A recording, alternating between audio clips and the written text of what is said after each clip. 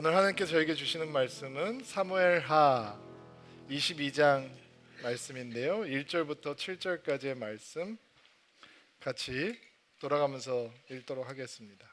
22장 1절부터 7절까지의 말씀 여러분이 먼저 읽어주시겠어요? 시작.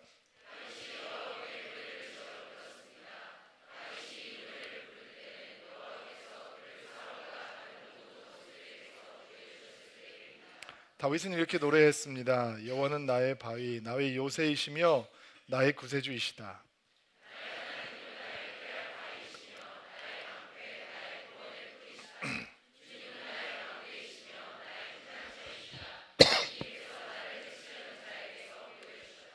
찬양 받으실 여호와께 내가 부르짖으니 여호와께서 나를 원수에게서 구해 주셨다.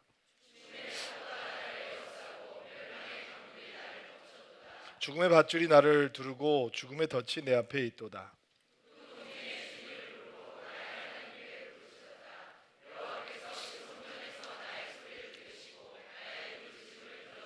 아멘. 자, 우리 가슴에 손을 얹고 믿음을 고백하고 오늘 하나님 말씀 듣겠습니다. 하나님은 나를 사랑하십니다. 나는 그 사랑 안에 있습니다. 하나님은 오늘 나에게 말씀하실 것입니다. 그 말씀에 능력이 있습니다. 그 말씀에 생명이 있습니다. 나의 마음을 하나님께 열겠습니다. 나의 생각을 예수님께 집중하겠습니다. 들은 만큼 변합니다. 들은 만큼 행복해집니다. 사무엘하 22장 말씀은 다윗의 기도를 담고 있는 챕터입니다. 그 기도가 탄생하게 되는 배경을 사울 왕과 그리고 다윗의 원수로부터 구해주신 때였다라고 그 배경을 설명하고 있습니다. 그래서 이 사무엘하 22장에 등장하고 있는 이 기도가 다윗이 헤브론에서 왕이 되었을 바로 그 시기에 쓰여졌을 것이다 라고 생각을 하기도 합니다. 사무엘하라고 하는 책이 역사서에 포함이 되어 있는 책이지만 연대기적으로 역사를 기록하고 있기도 하지만 중간중간에 해설처럼 삽입된 부분이 있는데 22장이 그런 삽입 부분 중에 하나이다 라고 생각을 하기도 합니다. 그렇게 이해를 해도 오늘 다윗의 고백과 기도를 이해하는데 전혀 무리가 없습니다. 그러나 오늘 우리는 이 사무엘하 22장에 등장하고 있는 다윗의 기도가 지금까지 우리가 보았던 일련의 사건들, 특별히 굉장히 고통스러웠던 사건들이 다 끝난 다음에 다윗이 자신의 삶을 조명하면서 돌아보면서 하나님께 올려드리고 있는 기도이다라고 하는 것을 전제하고 이해하면서 이 내용을 풀어보려고 합니다. 지난 3주 동안 힘드셨죠? 네, 밧세바 이야기, 우리아 이야기, 폭로, 압살롬, 아버지의 눈물 이런 이야기들이 3주 동안 우리에게 다가왔을 때 참 무겁고 버거운 이야기들이었습니다. 물론 듣는 자도 힘들었지만 전하는 자에게도 쉽지 않은 이야기였습니다. 다윗의 인생의 전반부가 사울 왕의 위협 때문에 얼룩져 있었다면 다윗의 인생의 후반부는 우리가 지난주에 보았던 암논, 다말, 압살론 이런 자식들의 비극사로 슬픔으로 얼룩져 있다라고 하는 것을 어렵지 않게 발견할 수 있습니다. 자, 이런 사건이 지나고 또 하나의 흥미로운 사건을 성경은 소개를 하는데 그 사건은 다윗이 자신의 군사들을 이끌고 전쟁터로 출정하는 사건입니다. 여느 때와 똑같이 다윗이 군사들과 함께 블레셋과의 전쟁에 출전을 하게 됩니다. 그런데 다윗이 연약해지고 지치고 많이 늙은 왕이었습니다. 세월 앞에 장사가 없는 거죠. 그리고 전쟁터에서 힘이 약해져서 죽을 고비를 만나게, 위태로운 상황을 만나게 되는 거죠. 그리고 다윗의 군사들이 다윗을 구해준 다음에 다윗 왕에게 이렇게 신신당부를 합니다. 왕이시여, 이제는 절대로 우리와 함께 전쟁터에 나오시지 않겠다고 약속을 해주십시오. 왕이 죽는 것은 이스라엘의 등불이 꺼져가는 것과 똑같습니다. 그러니까 전쟁터에 나와도 도움이 안 된다는 얘기예요. 오지 마십시오. 얼마나 서글펐을까라는 생각을 해봅니다. 여러분, 다윗이 역사의 무대 위로 찬란하게 등장하는 계기가 뭐예요? 전쟁터였죠. 다윗을 그 주변의 왕들이 두려워하는 막강한 왕으로 만들어주는 계기들이 어디서 생기는 거예요? 전쟁터인 거죠. 그리고 이제 그의 그렇게 끔찍하게 지긋지긋하게 달려왔던 전쟁터에서 이제 오지 마십시오, 떠나십시오 라고 하는 얘기를 듣게 되는 거예요. 그리고 다윗이 노래를 지어 부르는데 이 노래를, 우리가 읽은 이 노래를 지어 부르는 것이죠. 그의 삶을 돌아보면서 다윗은 과연 어떻게 조명을 할까? 다윗이 파란만장한 인생을 살잖아요.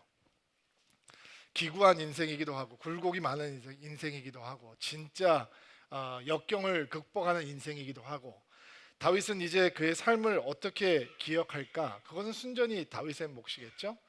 다윗이 그 삶을 돌아보면서 그 삶을 어떻게 해석하는지, 무엇을 이야기하는지, 그의 삶에 남아있는 흔적들을 보면서 어떤 기억을 떠올리는지, 이것은 다윗에게 달려있는 거예요. 어떻게 그의 삶을 회상하느냐가 그가 어떤 사람으로 하나님 앞에 서 있는지를 보여주는 좋은 증거가 되겠죠. 여러분, 창세기 보면 야곱이 나이가 130살이 돼서 가뭄이 들어가지고 요셉의 초청을 받고 이집트로 이사를 가잖아요. 그 다음에 파라오 황제를 처음 만나서 인사를 하는데, 파라오가 보기에 이 야곱이라고 하는 노인이 너무 늙어 보이니까 이런 질문을 해요. 도대체 몇 살이나 되셨어요? 그러니까 그 질문 앞에 야곱이 잠시 자신의 인생을 회상을 하거든요. 그때 뭐라고 얘기를 하냐면, 내 나이 130인데 내 조상들보다 많이 살지는 못했지만 험악한 세월을 살았습니다. 처음 만난 사람한테 몇 살입니까 물어보니까 험악한 130년을 살았습니다. 쉬운 성경은 고통스러운 세월을 보냈습니다 라고 번역을 해 놓았어요. 다윗은 자기의 인생을 어떻게 회상을 할까? 그는 그의 인생을 돌아보며 무슨 고백을 하게 될까? 이 사무엘하 22장은 시편 118편과 동일한 내용이에요. 거의 똑같은 내용으로 진행이 되는데, 사무엘하 22장에는 나와 있지 않은 짧은 고백이 시편 18편 1절에는 나와 있어요. 한번 읽어보실래요? 시작. 자, 나의 힘이 되신 여호와여, 내가 주님을 사랑합니다.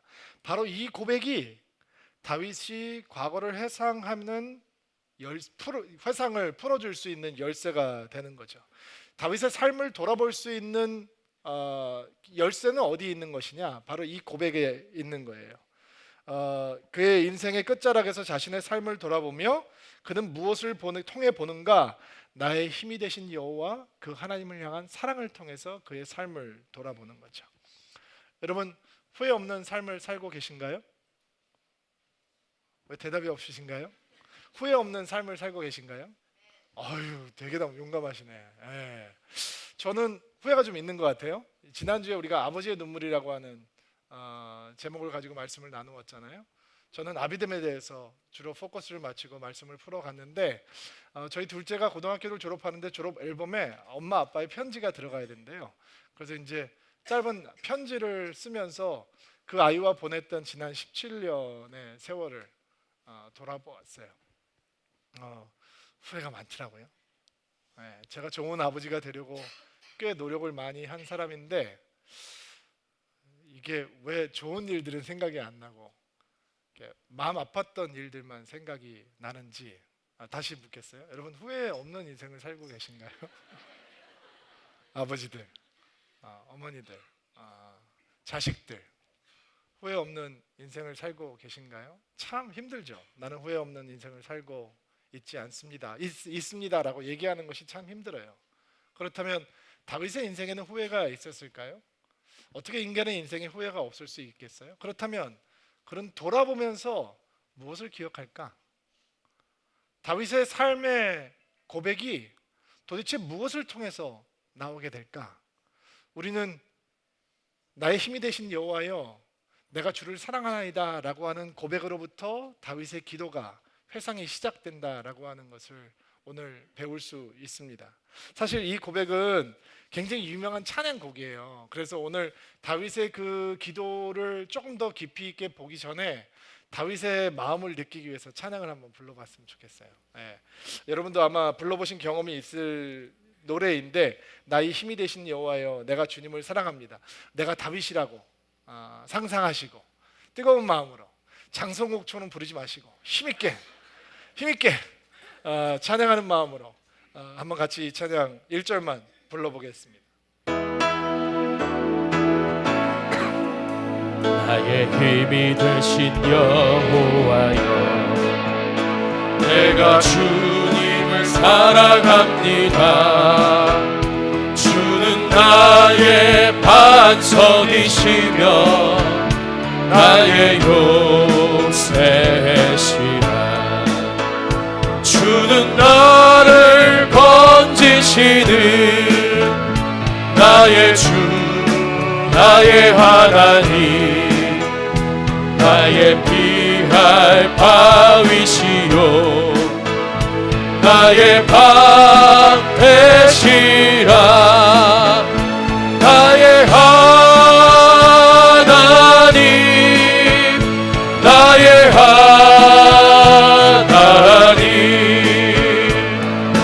구원의 뿌리시요 나의 산성이라. 나의 하나님, 나의 하나님,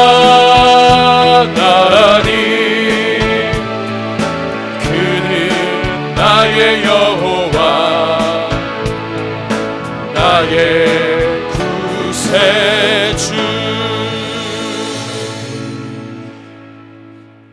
다윗의 마음이 좀 느껴지시나요?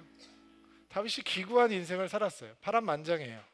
슬픔도 많고 아픔도 많아요. 근데 나의 힘이 되신 여호와, 그분을 향한 사랑이라고 하는 렌즈를 끼고 그의 삶을 돌아보니까 다른 고백이 나오는 거죠. 어떻게 보면 현실과 너무 동떨어져 있는 것 같은 사람의 고백이 나오는 거예요.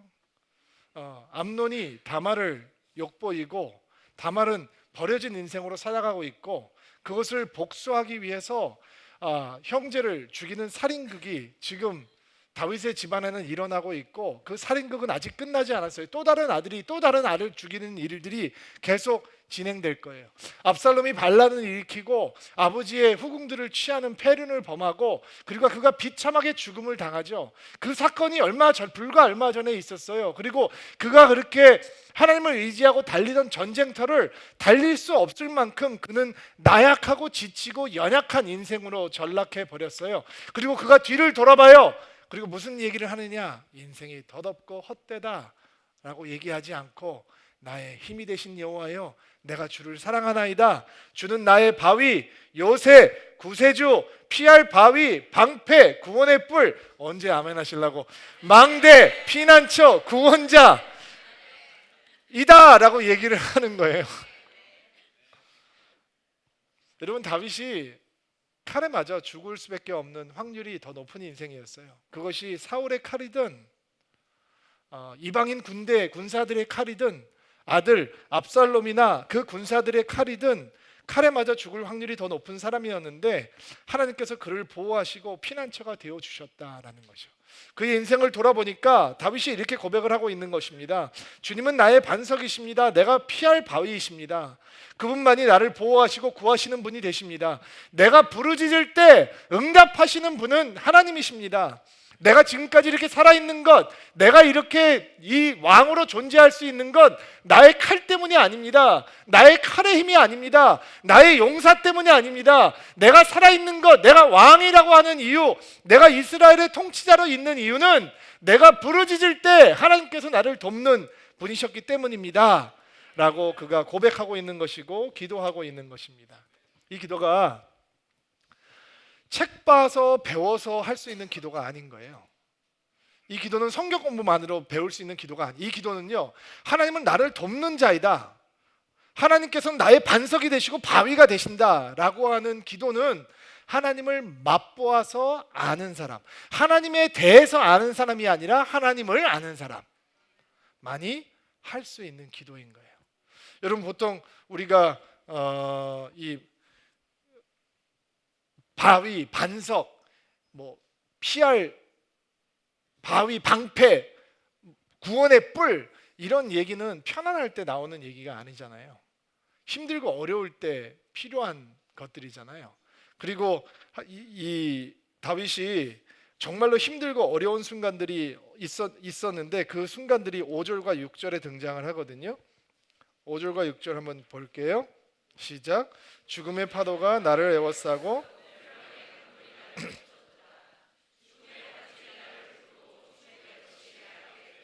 그의 인생을 돌아보니까 죽음의 파도, 멸망의 강물, 죽음의 밧줄, 죽음의 덫, 무시무시한 단어들이 등장을 하죠.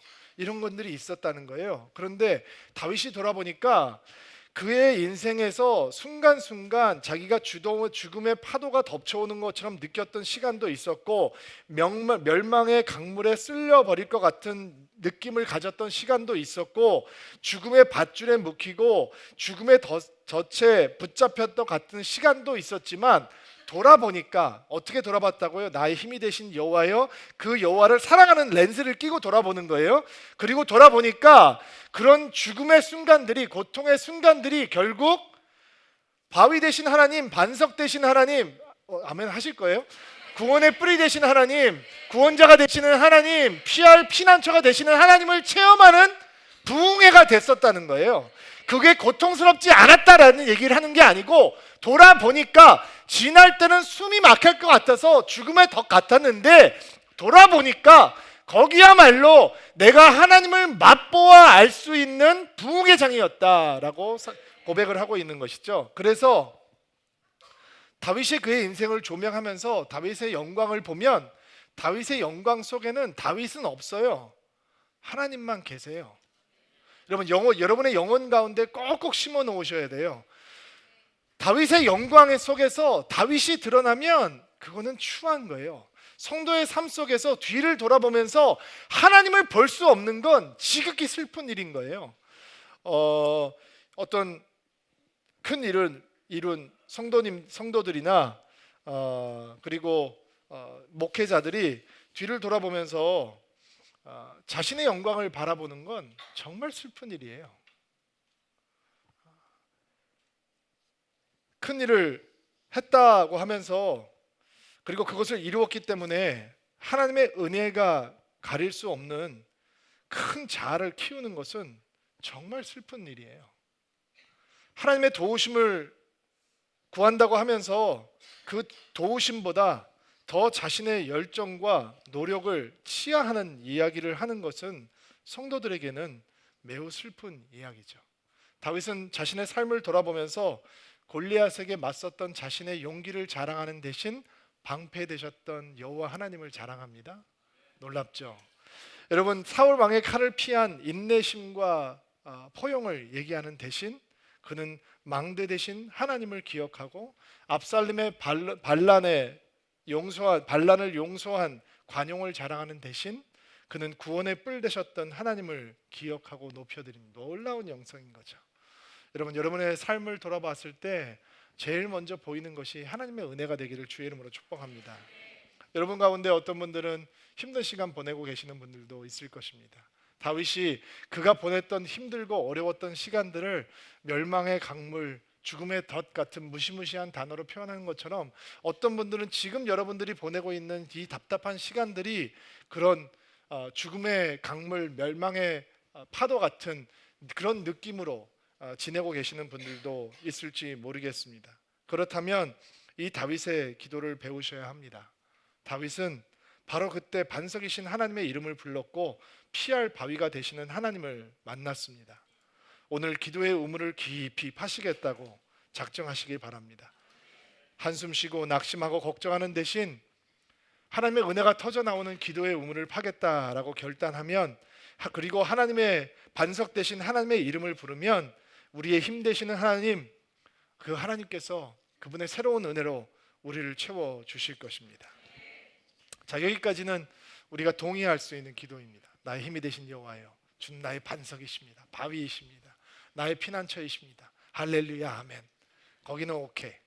근데 다 기도를 계속 읽어보면 등장해야 되는 얘기가 등장하지 않습니다. 등장해야 되는 얘기는 뭐냐? 만약에 여러분과 제가 다윗과 똑같은 삶을 살았다, 그리고 어디에 가서 우리의 삶을 돌아보며 간증을 하고 간증 집회를 한다, 그러면 등장해야 되는 이름들이 좀 있습니다. 무슨 이름일까요? 모르시나요? 제가 여러분 속 시원하게 풀어드릴게요. 바세바 얘기해야죠. 바세바 얘기해야죠. 우리야 얘기해야죠. 압살롬 자기 집안의 그 비참한 모습 얘기해야죠. 그거 들으러 왔을 텐데 사람들이. 근데 쭉 읽어보면 다윗이 그런 얘기를 하지 않습니다. 중간에 내가 인생을 돌아보니까 하나님께서 그렇게 나에게 반석이 되어 주셨는데 내가 미끌 넘어져서 밧세바를 아프게 했습니다. 우리아를 배신했습니다. 압살롬에게 제대로 아비 노릇을 못해서 아이가 아버지를 향해서 칼을 들게 했습니다. 이런 이 진솔한 고백이 등장을 해야 될 것 같은데 등장을 하지 않아요. 참 이상해요.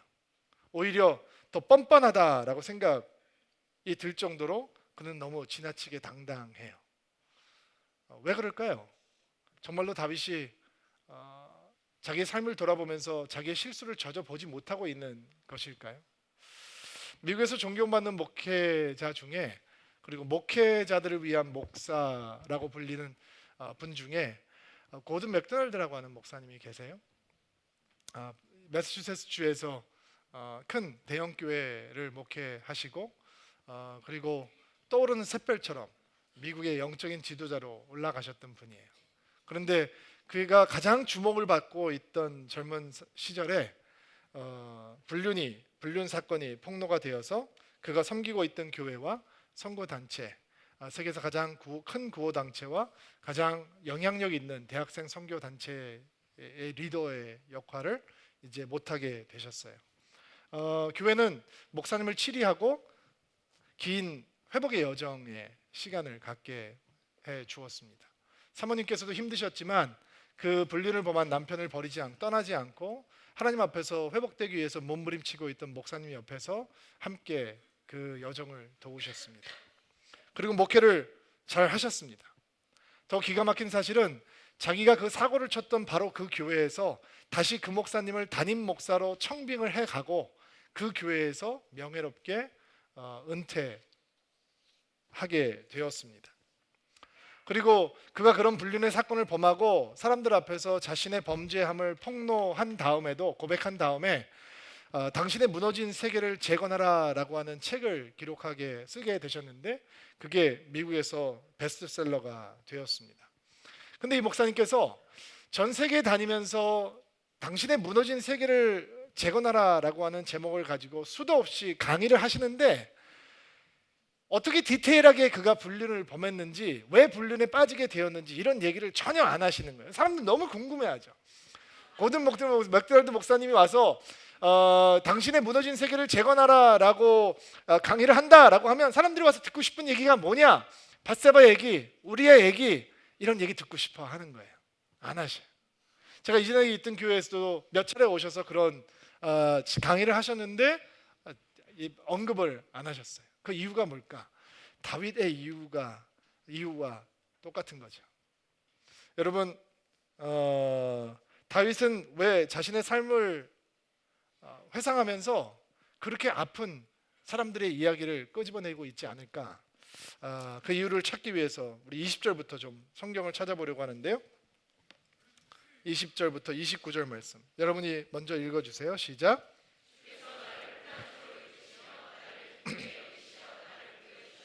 주께서 나를 살려주신 것은 내가 의로운 일을 했기 때문이다. 내가 나쁜 일을 하지 않았기 때문에 주께서 나를 구해주셨다. 주님의 모든 율법을 내가 지켰으며 주님의 가르침을 어기지 않았다. 주께서 나를 구해주신 것은 나의 의로움 때문이다. 주님 보시기에 흠이 없었기 때문이다.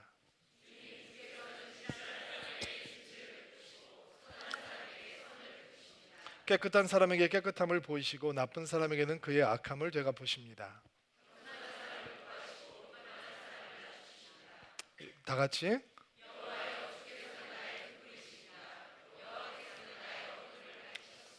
좀 불편한 표현들이 등장을 하죠. 캐치하셨나요? 캐치하셨어요? 괜찮으세요? 하나님께서 다윗을 도우셔서 그가 의로운 일을 행했대요. 자기가 그 주의 길을 따르고 하나님과 멀어지지 않았고, 자기가 율법을 지키고 하나님의 가르침을 어기지 않았고, 주 앞에서 흠없이 살아왔고 나쁜 일을 하지 않았대요. 그리고 주 앞에서 진실하고 선하고 깨끗하고 겸손했기 때문에 하나님께서 자신의 어둠을 밝혀주시는 등불이 됐다라는 거예요. 여러분 편하세요? 여러분 이 말씀과 동의하시나요? 동의 못하겠죠. 당연히 동의 못하겠죠. 인간은 이 말에 동의할 수 없죠. 그런데 다윗은 왜 이런 당찬 고백을 하고 있는 것일까? 이런 고백을 들으면 이렇게 다윗이 뻔뻔한 사람이 아닌데 이런 고백을 하고 있는 걸 보면 진짜 이 사무엘하 22장이 연대기적으로 이렇게 기록된 것이 아니라 이 밧세바 우리아 압살롬 사건들이 터지기 전에 기록이 되어 있었기 때문에 끔찍한 사건이 터지기 전에 했으니까 내가 흠없이 살았습니다. 내가 정말 주님 앞에 멋지게 살았습니다. 내가 율법대로 행했습니다. 나는 그릇되이 행하지 않았습니다. 라고 하는 고백을 하는가 보다 라고 쉽게 상상을 할 수 있겠죠. 근데 우리는 오늘 이 설교를 진행하면서 이런 약속을 했어요. 이 고백이, 이 기도가 다윗의 인생에 우리가 보았던 모든 사건들이 진행된 다음에 터져 나온 것이다 라고 하는 이해를 따라가자라고 얘기했어요. 그러면 어떻게 이런 고백을 할 수 있는 것인가? 숨기고 싶었던 사건들이 만천하에 드러났고, 그런데 어떻게 자신이 하나님 앞에서 바르게 살아왔다고 말을 할 수 있는 것인가? 라고 의아해한다면 아마 여러분의 논리는 굉장히 상식적인 도덕 개념에서 출발을 하고 있는 것일 것입니다. 이게 무슨 얘기냐면, 우리가 이 다윗의 고백을 이해하게, 다윗의 고백 속으로 들어가서 이 고백이 우리의 고백이 될 수 있도록 만들어 놓기 위해서는 우리가 인정해야 되는 것이 있는데, 그것은 믿음은 도덕과 동일시될 수 없고 윤리와 동일시될 수 없다라고 하는 거죠. 일단 아멘으로 받으세요. 소화는 조금 이따 시켜드릴게요. 믿음이 물론 도덕적인 요소를 포함하고 있고 윤리적인 요소를 포함하고 있지만 믿음은 도덕과 윤리 개념보다 훨씬 더 광대하다라는 것이죠. 믿음은 그래서 초도덕적인 부분이 있고 초윤리적인 부분을 포함하고 있다라는 것입니다. 나단이 다윗의 죄를 폭로하고 그 끔찍한 부자가 바로 왕이십니다라고 얘기를 했을 때 다윗이 뭐라고 얘기를 하죠? 이 괘씸한 선지자, 이 사람의 목을 쳐라 이렇게 얘기하나요? 다윗이 고개를 떨구고 하나님 앞에 이런 고백을 하죠. 주 하나님 앞에 내가 범죄하였습니다. 그리고 기다렸다는 듯이 나단이 맞받아 칩니다. 뭐라 그러죠? 왕의 죄가 용서함을 받았습니다. 왕은 죽지 않을 것입니다. 너무 빨리 용서가 선포가 되고 있는 것 같다는 느낌도 들어요. 하나님께서 나단을 통해서 죄사함을 선포하셨어요. 여러분 무엇이 은혜입니까? 죄사함이라고 하는 것이 이미 왔지만 그 죄의 무게, 그 죄의 고통, 그 죄의 비참함, 이것을 고스란히 느끼면서 살아가는 것이 하나님의 은혜이고 하나님께서 주신 믿음의 선물일까요? 평생을 참회해 가면서, 평생 하나님을 향해서는 고개를 뻣뻣하게 들지 못하면서, 항상 성전을 향해서는 당당한 마음을 갖지 못하면서, 항상 사람들 앞에서 소심하게 내가 그렇게 흠이 있는 사람이기 때문에, 흠집이 나 있기 때문에 당당하지 못하게 살아가는 것이 믿음의 역할일까요? 여러분이 잘 알고 계시는 주홍글씨라고 하는 소설이 있죠. 거기에 보면 간음죄를 범한 두 사람이 등장을 합니다. 먼저 이 임신이 돼서 남편 없이 임신을 했기 때문에 청교도 재판정에 서야 했던 헤스터라고 하는 여인이죠. 그 간통죄가 유죄로 인정이 되어서 가슴에다가 가늠자라고 하는 단어의 첫 글자인 A자를, 주홍 글자를 달고 살아가게 되죠. 근데 그녀는 그 순간부터 천사처럼 살아갑니다. 그래서 그것이 간음자의 A자인지 천사라고 하는 단어의 A자인지 사람들이 구분이 안 될 정도로 그런 아름다운 인생을 살아갑니다. 근데 숨어서 서서히 죽어가고 있는 사람이 있었습니다. 죄책감에 눌려서 자기를 자책하면서 비참하게 죽어가고 있던 사람, 그 간음을 함께 범했던 딤스데일이라고 하는 목사였습니다. 여러분, 그러면 은혜가 딤스데일처럼 사는 건가요? 그냥 괴로워하고 온 세포로 우리 죄의 무게를 느끼고 그리고 하나님 앞에 늘 죄송해하고 죄의 무게를 고통스럽게 받으면서 살아가는 것이 하나님께서 의도하시는 것일까요? 그런데 성경에 보면 하나님께서 이렇게 법정에서 논쟁하시는 장면이 등장을 하는데요. 이사야서 1장에 하나님께서 이렇게 말씀하시는 장면이 나옵니다. 여호와의 말씀이다. 오너라 우리가 함께 얘기해보자. 여기서 얘기해보자라는 건 이 대화를 하자는 얘기가 아니고 법정에서 논쟁을 벌여보자라고 하는 뜻이에요. 오너라 너와 내가 나의 법정에서 한번 논쟁을 해보자라는 뜻이죠. 너희 죄가 심하게 얼룩섰을지라도 눈처럼 깨끗해질 것이며 너희 죄가 진홍색처럼 붉을지라도 양털처럼 희어질 것이다. 이것이 하나님의 약속이에요. 눈처럼 깨끗해질 것이다. 양처럼 희어질 것이다. 그런데 그런 하나님의 은혜를 향해서 하나님 됐습니다. 저는 그냥 시꺼멓게 시뻘겋게 더럽게 지저분하게 그냥 고통의 무게를 다 느끼면서 내가 지은 죄는 죽어도 싸니까 아직 죽지는 않았지만 죽은 것처럼 납작하게 엎드려서 그냥 세상의 기쁨을 느끼는 것보다는 세상의 속죄함으로 처절하게 살아가겠습니다 라고 한다면 그것은 겸손이라고 부를 수 없을 것입니다. 다윗이 하나님께서는 겸손한 자를 구하시고 교만한 자를 낮추신다라고 이야기를 하죠. 겸손한 것은 하나님의 은혜를 고스란히 받아들이는 것입니다. 용서를 위해서 노력을 하는 것은 은혜가 아닙니다. 그것은 큰 교만입니다. 용서는 선물입니다. 용서의 대가를 지불하시는 분은 하나님이시고 그 용서를 내 노력으로 이루겠다라고 하는 것은 인간이 가질 수 있는 가장 큰 엄청난 교만인 것입니다. 왜 밧세바, 우리야, 압살롬 이런 이름들이 등장을 하지 않는가? 다윗이 인생을 돌아보니까 우리야도 아프고 밧세바도 아프고 암논도 아프고 다말도 아프고 압살롬은 더 아픈데 돌아보니까 그게 안 보이는 거죠.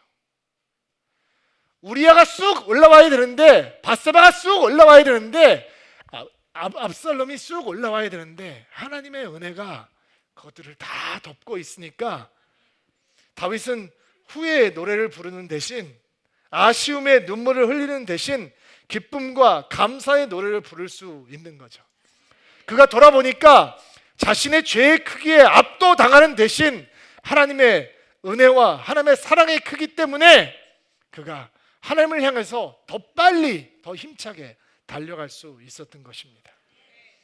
여러분, 다윗의 기도는 그가 하나님을 향해서 어떤 사람이었는지를 보여줍니다. 그가 죄를 향해서도 어떤 사람이었는지 보여주죠.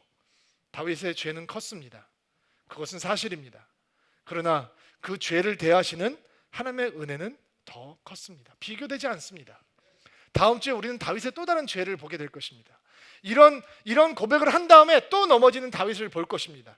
그래서 사람들이 얘기합니다. 그냥 어차피 음악하는 사람이니까 그런 거야. 감정이 풍부해서 막 냄비처럼 뜨거워졌다가 또 탁 넘어지고. 아닙니다, 여러분. 다윗은 뜨거워집니다. 그리고 하나님을 향해 달려갑니다. 장애물에 걸려서 넘어집니다. 사람들은 비웃습니다. 그러나 그는 일어납니다. 그리고 또 하나님을 향해서 달려갑니다. 여러분, 그는 또 죄를 짓습니다. 죄의 결과는 언제나 무시무시합니다. 그러나 그는 또 일어나서 하나님의 마음에 합한 사람이 가야 될 길을 묵묵히 걸어가는 것입니다. 그가 그의 삶을 돌아보니 죄의 크기가 아닌 은혜의 크기만 보이기 시작하는 것이죠. 여러분, 이게 영성이고 믿음입니다. 여러분의 삶을 돌아보면 아쉬움이 왜 없겠습니까? 후회가 어찌 없겠습니까? 그런데 그런 것들에 걸려서 하나님께서 매 순간 베풀어 주셨던 은혜를 놓친다면 여러분의 인생은 눈물의 인생이 되는 것이고 후회의 인생이 되는 것이고 아쉬움의 인생이 되겠죠. 그러나 그런 열매들이 있음에도 불구하고 그런 돌뿌리림이 있음에도 불구하고 우리가 하나님의 은혜의 크기를 바라보고 하나님을 바라보면서 우리의 인생을 돌아본다면 우리는 하나님께서 얼마나 세밀하게 세심하게 우리의 삶 속에 간섭하셨는지 찾게 될 것입니다. 여러분 마음속에 꼭꼭 심어 놓으시기 바랍니다. 죄의 크기가 아닌 은혜의 크기를 보는 것이 믿음입니다. 죄의 크기가 보이면 하나님의 은혜로부터 용서하시는 하나님으로부터 도망가게 되어 있고요.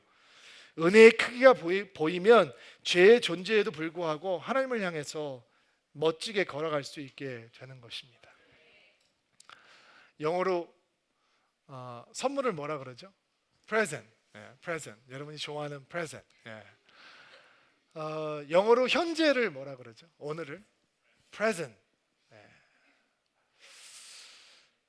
우리에게 반석이 되시는 힘이 되시는 하나님을 통해서 보면 어떤 오늘도 항상 하나님의 선물입니다.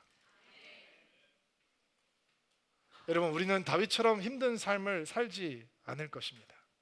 아무리 힘들어도 다윗만큼은 아닙니다. 오죽하면 다윗에 대한 기록이 성경에 가장 길까요? 할 얘기가 그렇게 많은 겁니다. 구구절절 끊어지지 않게 얘기가 흘러나옵니다. 그런데 다윗이 그 힘든 시간들을 돌아보니 언제나 그 오늘은 하나님을 체험하는 선물이었습니다. 우리에게도 그렇습니다. 우리가 평안할 때도 선물이지만 고통스러워도 그것은 하나님을 체험하는 선물이 됩니다. 승리할 때도 선물이지만 패배할 때도 선물이 됩니다. 넘어질 때도 선물이 되지만 달려갈 때도 선물이 됩니다. 얻을 때도 선물이지만 기다릴 때도 그것은 하나님의 선물인 것이고 올라갈 때도 선물이지만 내려올 때도 하나님의 선물인 것이고 담대할 때도 선물이지만 두려울 때도 하나님의 선물입니다. 기쁠 때도 선물이지만 슬플 때도 그 오늘은 하나님의 선물인 것이고 함성을 지를 때도 물론 하나님의 선물이겠지만 눈물을 흘릴 때도 그것은 하나님의 변치 않는 선물인 것입니다. 우리 힘이 되시기를 기뻐하는 하나님을 보면 여러분의 오늘, 저의 오늘은 하나님을 기억하고 하나님을 체험하는 선물로 다가옵니다. 오늘 숙제를 하나 내드리면서 예배를 마무리하려고 합니다. 집에 돌아가셔서 결혼하신 분들은 결혼사진 꺼내세요. 그리고 혼자 보지 마시고 같이 보세요. 그리고 돌아보세요. 진짜 내가 그동안 이 사람하고 고생 많았다 이런 생각하지 마시고 하나님이 고생 많이 하셨던 거죠. 죄인 둘이 서로 기싸움 하는데 하나님이 고생 많이 하신 거예요. 여러분 자녀들 때문에 속상한 분들, 자녀들이 내 마음처럼 되지 않아서 자녀가 기쁨이었는데 지금은 기쁨이 아니어서 이런 감춰진 마음이 있으신 분들 오늘 집에 돌아가서 돌사진 꺼내보세요. 여러분 그 아이가 여러분의 마음을 얼마나 행복했었는지 몰라요. 여러분의 커리어 때문에 만족이 안 되고 취업 안 되는 젊은이들 정말 멋지게 살고 싶은데 내가 이런 인생을 살려고 그렇게 열심히 이런 마음이 있는 분들 여러분 졸업사진 꺼내보세요. 그리고 하나님께서 여러분을 지금까지 어떻게 인도해 오셨는지 보세요. 신앙에 슬럼프가 가끔 생기는 분들 여러분 주님 처음 만났을 때 그때 기억하세요. 돌아보세요. 근데 그냥 열받기 위해서 돌아보시면 안 되는 거예요. 나의 힘이 되신 여호와여 내가 주님을 사랑하나이다 라고 하는 열쇠를 갖고 기억의 문을 열면 모든 순간은 하나님의 선물이었고 모든 순간을 하나님을 체험하는 자리였어요. 여러분을 향해서 부어졌던 하나님의 은혜를 기억하고 하나님을 기억하는 자리로 오늘이라고 하는 하나님의 선물을 삼는 은혜가 여러분 가운데 있게 되기를 주의 이름으로 축복합니다.